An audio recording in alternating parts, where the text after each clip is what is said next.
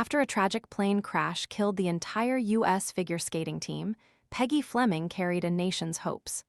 Watch the CNN original series, Decades in Sports, which will be premiering on August 2 and available to stream on the CNN app the next day. Across 6 episodes, the series explores the defining moments, athletes, and cultural shifts that shaped sports over the past 6 decades, from the television revolution and civil rights movement of the 1960s, right up to the impact of social media on today's biggest sports stars. Perhaps no athlete had a bigger impact on their sport than Peggy Fleming did for figure skating in the 1960s. For any athlete, heading into an Olympic Games with the hopes of a nation on their shoulders is a heavy burden to carry. Tired of spending forever chopping vegetables? This all-in-one prep tool dices and spiralizes ingredients directly into a handy container, helping make salads, sides, and meal prep faster and less messy. Want to get the best verified deal and see full details? Visit grabdeal.us/2 right now. Add to that a devastating tragedy that takes the lives of almost all of their contemporaries, and it's an entirely different proposition altogether. This is the burden a 19-year-old Fleming had to carry heading into the 1968 Winter Olympics in Grenoble. Rewind 7 years prior to February 14, 1961, and the U.S. figure skating team was boarding Sabna Flight 548 from New York bound for Brussels, with their final destination being Prague, Czechoslovakia, where the World Figure Skating Championships were being held. They were looking to defend the world title Carol Heiss had won for a 5th straight time a year prior. But tragically, the team never got the chance, as the Boeing 707 operating the flight crashed on approach to Brussels Airport and killed the entire U.S. figure skating team. The nation had just lost 18 of its most promising skaters, while 16 others, including family members, officials, judges, and coaches, including Fleming's own coach, Bill Kipp, all perished in the crash. To this day, it remains one of the greatest tragedies in the nation's sporting history. U.S. figure skating was decimated overnight, and as USA Today sports columnist Christine Brennan highlights in the series, all the young women who would have been the stars in 62, 63, and 64 were gone.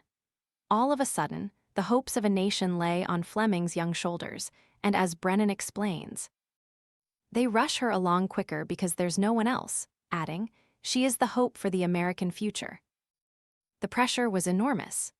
After the tragedy, attention quickly turns to how U.S. figure skating would rebuild and maintain the dominance it enjoyed throughout the 1950s. The program already had Fleming as a promising young talent, but many top U.S. coaches, including Kipp, were all gone. So a new wave of foreign coaches made their way across the Atlantic, most notably Italian Carlo Fassi, a bronze medalist at the 1953 World Championships in Davos, Switzerland, who is now Fleming's new coach. As soon as Fassi came over to the U.S., Fleming's life is changed immeasurably, says Brennan, who also goes on to highlight that the 1964 Winter Olympics came way too soon for Fleming, who competed at just 15. However, after winning 5 straight national titles and back-to-back world titles en route to the 1968 Olympics, it was clear that Fleming was now the best figure skater in the world. But the Games in Grenoble brought an entirely different degree of pressure for the 19-year-old, as she was skating for an entire nation yearning to see the U.S. reclaim gold on the world stage. She was also doing it for the 18 skaters who were killed 7 years earlier and never made it there, and for Coach Kipp, who never lived to see what she became. Everything Fleming had worked for since she was 12 had built up to this moment, and as Brennan says, Peggy has said herself to me, every tiny muscle on your face is visible on the ice. There's no helmet, there's no big uniform, there's no teammates, it's you. Despite all this, Fleming delivered on that special night in Grenoble and captured gold with a grace and serenity that was almost goddess-like, says Catherine Switzer, the first official female entrant to the Boston Marathon. Remarkably, it was the only gold medal the U.S. took home from those games.